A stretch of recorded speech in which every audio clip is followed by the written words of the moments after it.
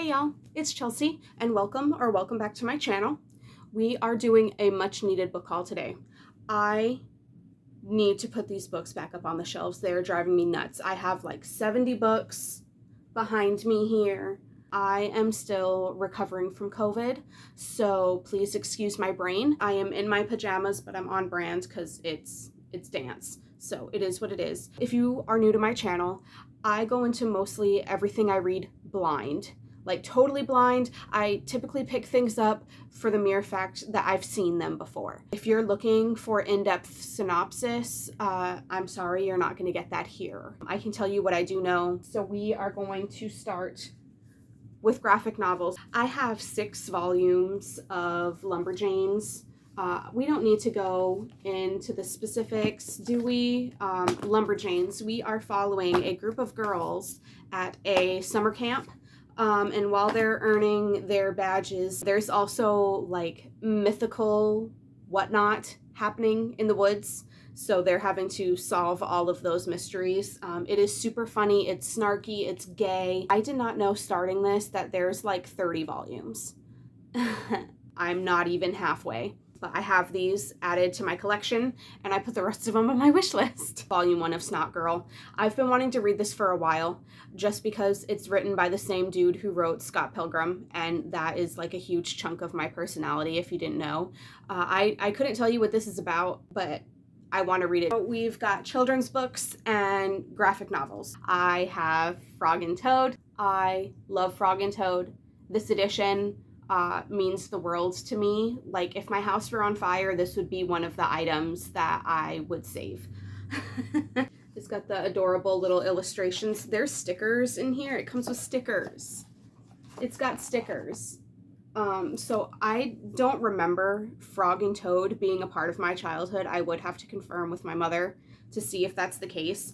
But even as an adult, I get great joy from these. They are just the most wholesome things in the world. And if I talk about it too much, I'll cry. I also have this really cool like vintage copy of Bambi. I found this at Half Price Books in the clearance section. And literally it's Bambi without the sad. So Bambi's born, he meets the other creatures, and then it ends. And honestly, that's what I need. That's what I need from Bambi. I thought it was super cool. It's very vintage.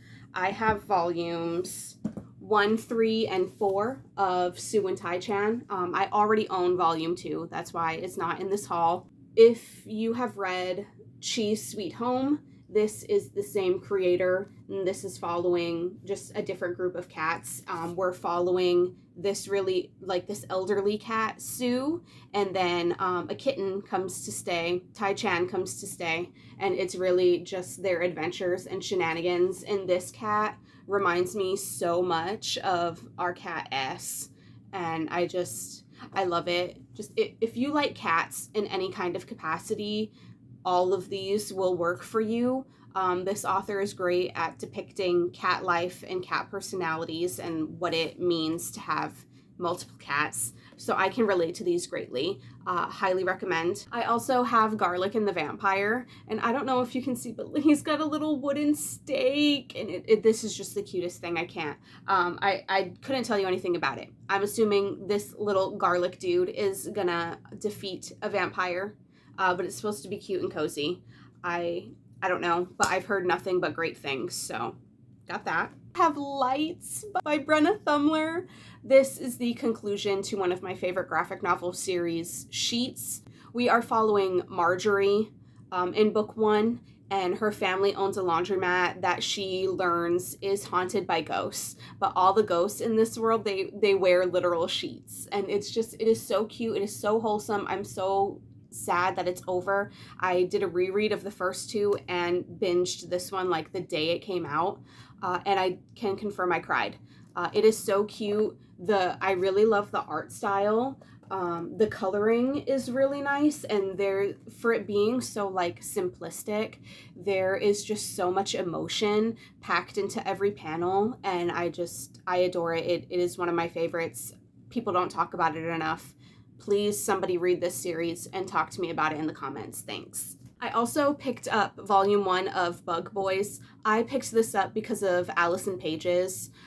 She's pitched this as basically Adventure Time meets Frog and Toad.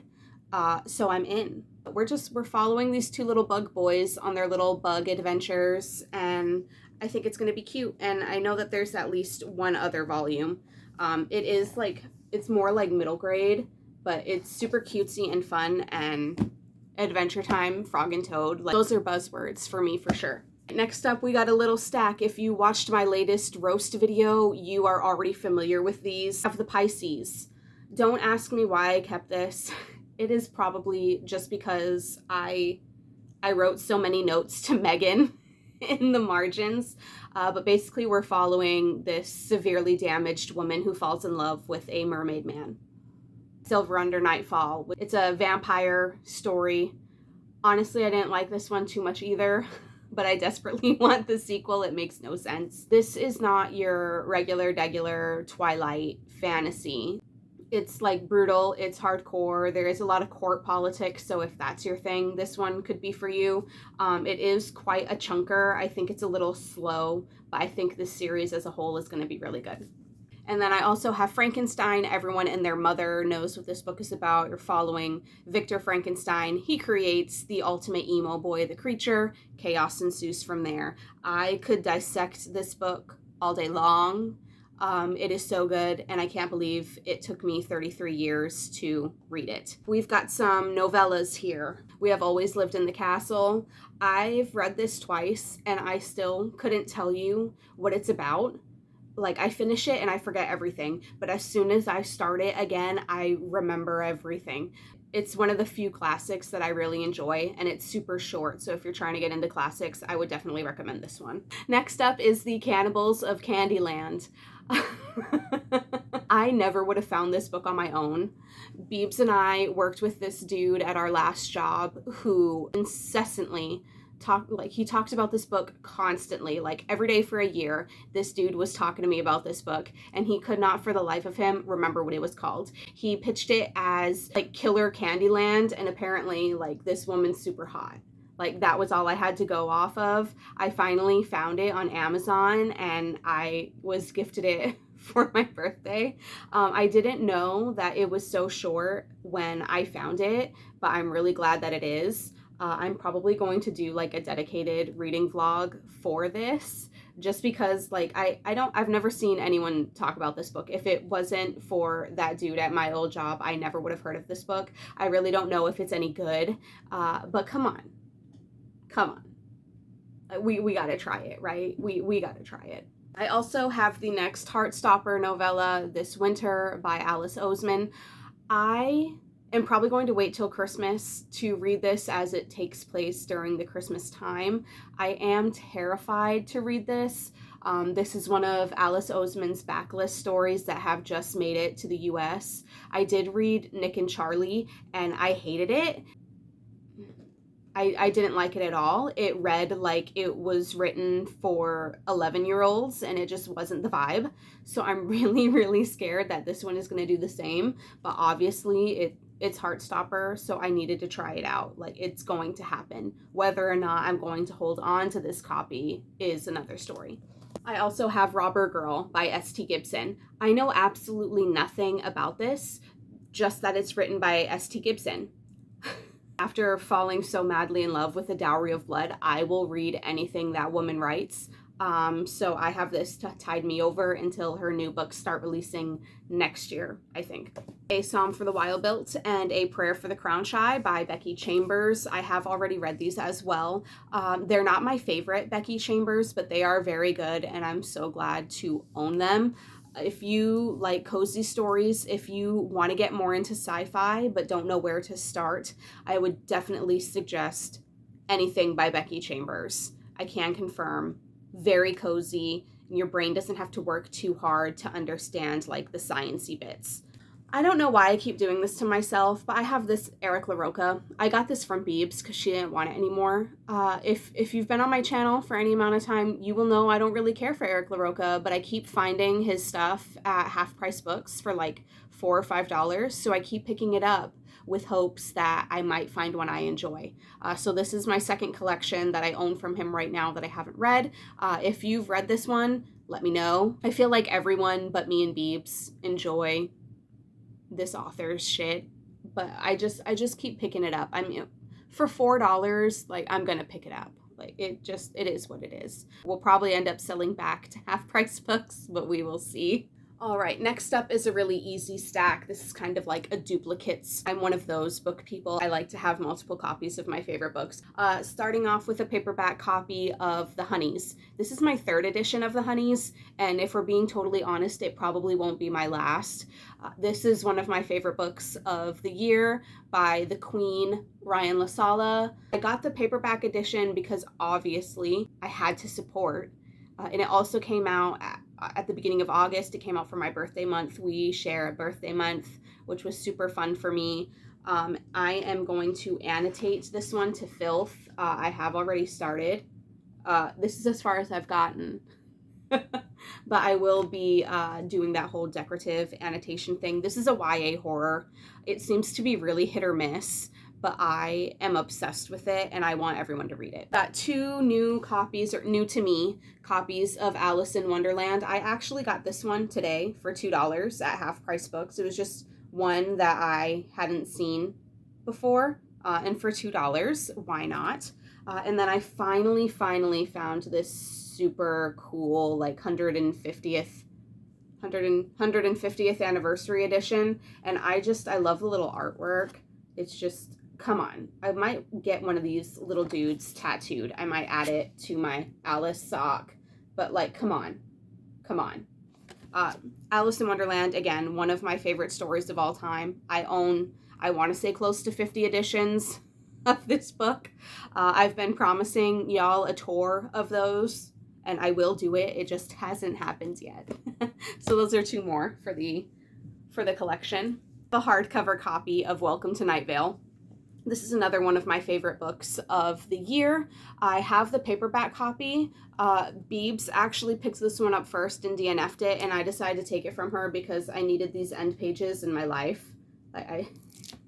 So now I have two copies of this. I'll probably annotate the paperback. This is based after a popular podcast, which I still haven't listened to.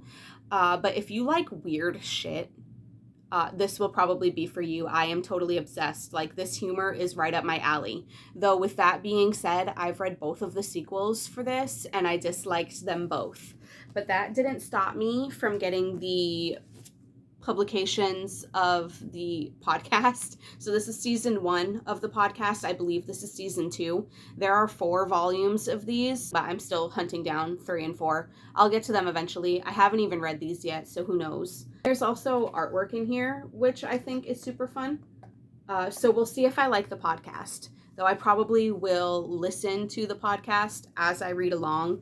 I did the audiobook for this one, and it was a magical experience. I don't know if it would have hit the same if I would have just read it physically. So I'm planning to do the same for the actual podcast. In August, I read Braiding Sweetgrass for the first time.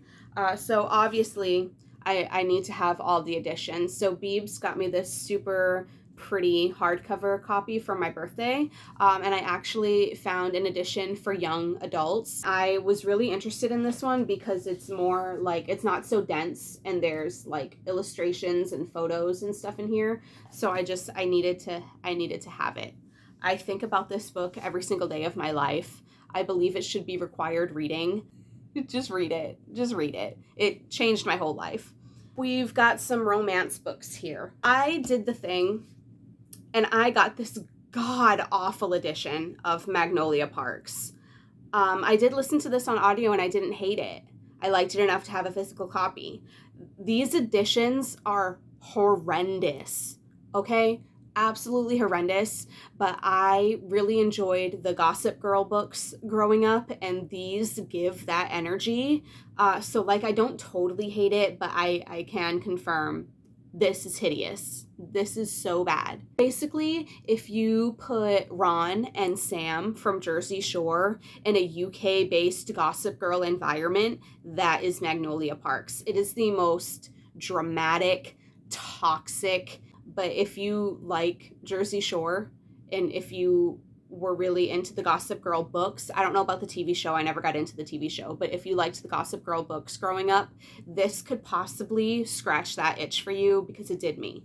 In the Weeds. This is part of the Love Light Farm series. It's a series of romances that take place on a Christmas tree farm. They really work for me. I really enjoy them. This one is my favorite. I read it twice in 1 month. I really like the romances, but I also really enjoy the setting. I need to feel the cozy vibes on top of feeling the connection between the characters, and these just really did that for me. Pack Up the Moon. This is sadder than The Notebook. If you're looking for a sad romance, this one will probably work for you. This is another one that I got from Beebs. She started reading it and she really didn't like it. I listened to the audio and I sobbed, so I wanted a physical copy because I'll probably reread this again. This is just a romance where the wife dies. That is not a spoiler, but the wife writes the dude a series of letters to get him through his first year without her. But you also go like back and forth in time of when she was alive leading up to her death. And it's very sad. Just proceed with caution and read it alone somewhere in a corner, not in a public space like I did. I have Things We Left Behind. This is the third book in a series, and this is my fourth book by Lucy Score. I have one other book, and then I have the 2 other books in this series. Have I started this series? Absolutely not. But for some reason, I think I'm going to like them, so I just keep buying them. This is the latest one. I don't know if it's the last one. I have it. It's a romance. I don't know anything. I keep picking up this woman's books. We'll have to find out probably together if these are the vibe or not. Let me know if you want to see a vlog for me reading this series, to see if I even make it through the whole series. Like, is that something you'd want to watch? Or do you just want me to wrap them up at the end of the month if I do pick them up? Let me know down in the comments. I also have My Roommate is a Vampire. Beebs has a copy of this too. We're planning maybe to do a buddy read. We really want to do a buddy read of something, but every time we've tried, either one of us or both of us DNF. So we're going to try this one. It's supposed to be a rom-com about this girl who lives next door to a vampire. It sounds like it could be fun. It also sounds like it could go downhill very quickly. We will find out probably sooner rather than later. I also have boyfriend material. Oh, this is one of my favorite romances of all time, and I'm so happy to have a physical copy of it. If you like red, white, and royal blue, you'll probably like this one too. It's 2 gay men in the UK. It's very good. Like, honestly, if I were to judge this by the cover, I would probably never pick it up on my own, but it was very good. It's very funny, it's very cute, and also one of the characters in here listens to the Night Vale podcast, so it's like this was specifically written for me. Highly recommend. So if you have similar reading tastes to me at all, definitely pick this one up because this is a new favorite. Speaking of that author, they also wrote this book called Mortal Follies. This is a sapphic book. It takes place in the year 1814. A young noblewoman must pair up with an alleged witch to ward off a curse. I don't know if this is going to be my vibe, but because I liked this one so much, I'm going to give it a try because it's also sapphic, and I honestly need more lesbian books in my life. Drop the recommendations for lesbian romances down below. Give me all the gay recommendations. It doesn't even have to be lesbians. Just give me all the gay recommendations. I need all of them, please. Another favorite romance of all time, You Made a Fool of Death with Your Beauty. This is another one I got from Beebs. I don't know if she tried to read it or not, but I've been looking for a physical copy of this forever, so she just gave it to me because she's so kind. Which is so funny because I really don't like Kweke Emeze's other books. I've read a handful of them now, and I really could do without all of them, but something about this one just really fucking worked. If you like reading about characters that feel super real, and dealing with topics like realistic mess, this is for you. Like, oh, it is so good. It is so good. I love this book so much, and I'm so glad to have a physical copy of it. We've also got some translated books. So I have Lonely Castle in the Mirror. I've been looking for this forever, and Beebs got it for me for my birthday. I don't know anything about it. I just know I want to read it. And again, Allison Pages loves it, and basically anything that girl likes, I want to also like. So we're going to try this one because I know it's one of her favorites. And I also have a Winter's Promise. I've started this one on audio. I'm a couple hours in. I still don't really know what's going on. It is a fantasy. I'm very intrigued. I wish that I knew French so I could read it in the original French. I feel like it would flow better. Next up, we've got some re-releases. So Samantha Shannon fully revised The Bone Season. I never had an interest in reading The Bone Season. I couldn't even tell you what it's about. I know absolutely nothing. And I don't know, I saw it at Target and it just made me want to pick it up. I know that this series is kind of older, and I know Samantha Shannon is redoing it because she feels like she could write it better now. And I appreciate that aspect, so I'm going to give it a try. Wolf Song and Raven Song. From my understanding, it's gay werewolves. Please correct me if I'm wrong because I really don't know. I know everyone was popping off in the Discord about these recently, so I caved and I got them both when I saw them at Target. Since these are by TJ Klune, I'm very apprehensive because I really don't like TJ Klune, but these seem to be like a completely different vibe than like House in Cerulean Sea, and Under the Whispering Door, and that god-awful Puppets book. Well, I'm going to give them a try, and we're going to see. Hopefully I like them since I already have 2. I don't know when I'm actually going to get to these, but I've got them. We've got some OG favorites, which I'm assuming these are OG favorites just because I know that they're older, and I've seen them a lot on the internet. Kindred by Octavia E. Butler. I've never read anything by Octavia E. Butler, but I found this at half price, and I feel like this book is gonna fuck me up. So we're following this woman, and I don't know how, but she randomly gets transported. She's a slave on a plantation, and it's like every time she goes into the past, she's there for longer and longer amounts of time. And I feel like this book is going to ruin me. I really want to read it. This was published in like the 70s. So I feel like it's tried and true. Please let me know if you've read it. Please let me know if you cried. Because while I'm like terrified to read, like I want to read this so badly, but I'm also terrified to read it. Because oh my God. I also have Anna Dressed in Blood. This is one of those OG booktube series that I missed out on. For some reason, it's making a comeback at Half Price Books. I keep seeing it everywhere, and I actually think like they're getting new covers, like they're being revamped. I don't know anything about this, but I read the Three Dark Crowns series and I really enjoyed it. So I was like, sure, why not? It was like $3. And also the font is red, which is like really weird. Such a choice. Please let me know if you've read this. I don't know anything about it. It sounds like it could be a fun time. It also sounds like it could be incredibly dated and I'll hate it, but we will find out. For just a couple of dollars, you know, I'm willing to give it a try. That's a bind up of short stories by Brandon Sanderson. These all take place in the Cosmere. I am slowly but surely trying to get into the Cosmere. I was gonna buddy read these with my friend Tiffany, but she's way ahead of me now, so I will just get to them when I get to them. And next up on the list is a short story from this collection. So I'm really happy to have this, and I love these UK editions. Like, they're just so pretty. The UK just really knows how to make a beautiful book, I will say. Speaking of like really classic fantasy, I also have Assassin's Apprentice by Robin Hobb. They just got re-released in like these really floppy, nice sized paperbacks. So I figured now is my time. I know that this is like a huge, like very expansive series of books that take place in like trilogies. And this is book 1. So we will see. I don't know if I'm gonna like it, but I've heard like nothing but good things when it comes to Robin Hobb, and I really want to try and get into more like classic fantasy, other than like Game of Thrones. So I figured this was a good place to start.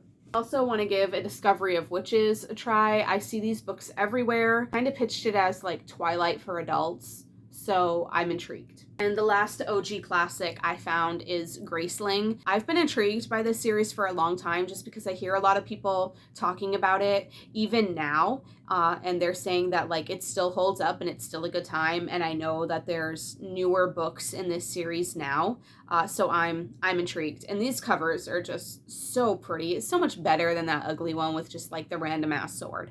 Hopefully I like these so I can get the rest of them in this edition, but when it comes to YA fantasy, it's really hit or miss. We're now on to the miscellaneous pile of books, Lots Away. I've heard nothing but great things about this book specifically, and it feels really nice in the hands. So when I found it for a really good price, I was like, sure, why not? We'll give it a try. I don't know anything about this. I think there's ghosts.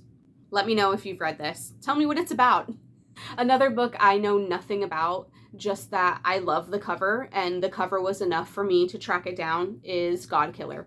I love deer, so this obviously was something I was interested in. Now, if the deer dies, please let me know, because I won't read it. I know absolutely nothing, just that this has one of the most beautiful covers I've seen in a long time. I couldn't tell you anything about it. But please, if you've read it or if you know what it's about, if the deer dies, please let me know down in the comments, because I will not be reading it if there is actually a deer in this story and it dies.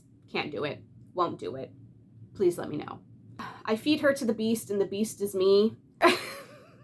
This title is like a mouthful, and every time I see it, I always read it as breast. So it's a whole thing. I tried to read the synopsis and I was sold at Paris Catacombs. I am fascinated by the Paris Catacombs. I think they're terrifying as a setting. As Above, So Below is one of my favorite horror movies of all time.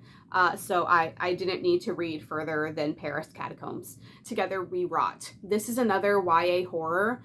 I love this cover. That was what intrigued me. It's also a romance. I don't know if I've read any like horror romance.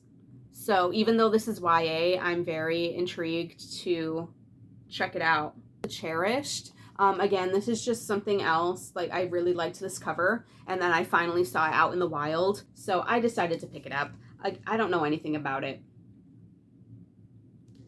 Finally got Bring Me Your Midnight. Same author of The Nature of Witches and Wild is the Witch, and I loved both of those. It took me weeks and weeks and weeks to pick this one up, though. I would pick it up and put it down. Hopefully I like this one as much as I've liked her other two.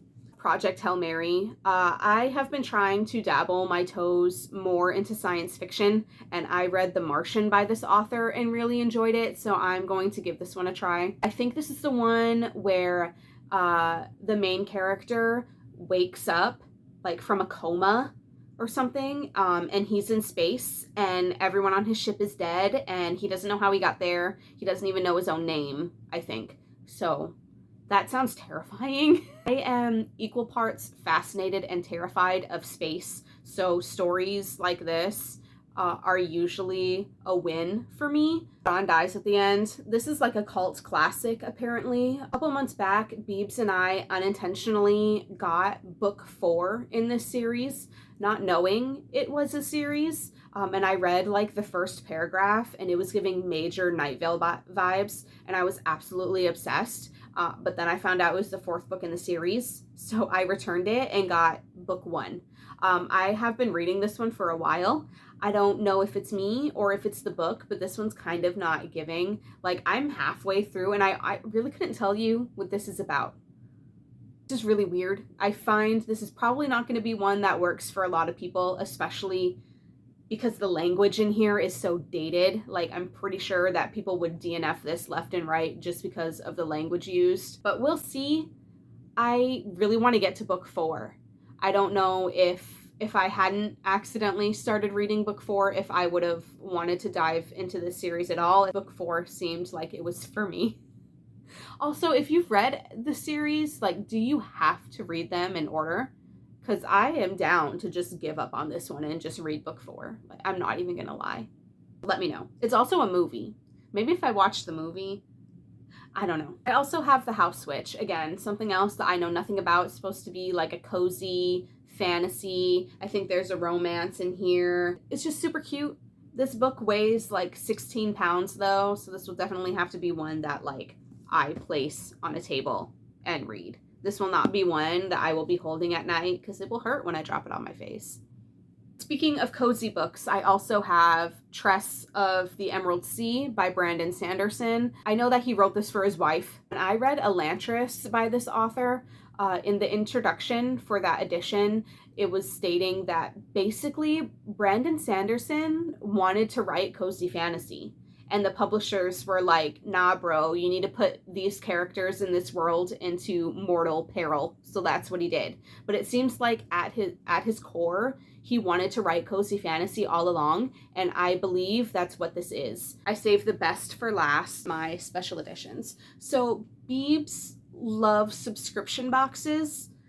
So we've got some Owl Crate books here to show you. The first one is Omen of Ice. I don't know what this is about. I remember when we got it in the mail, I looked it up and it seemed intriguing enough, but I couldn't tell you anything about it now. But it is a very pretty edition, and there's wolves. So, you know, that's the thing. And I love this artwork underneath. Like, I like the colors. And, you know, it's not a bad edition, all things considered. Will I actually like it? Who knows? Will I actually read it before I decide to unhaul it? Who knows? But I have it. A Study in Drowning by Ava Reed. Fun story. I've DNF'd every book by this author I've tried to pick up, but I keep picking them up. And this is their newest release. This is their YA debut.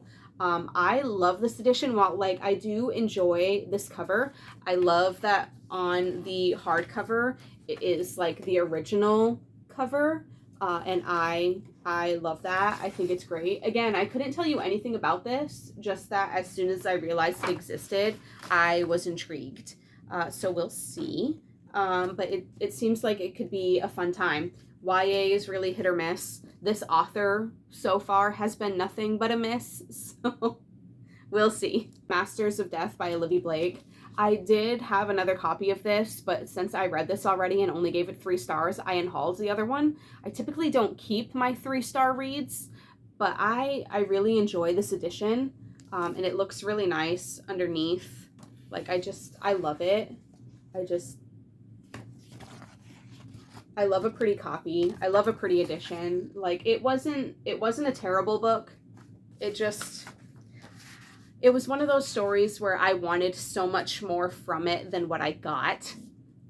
So it was just a 3-star, but it wasn't bad.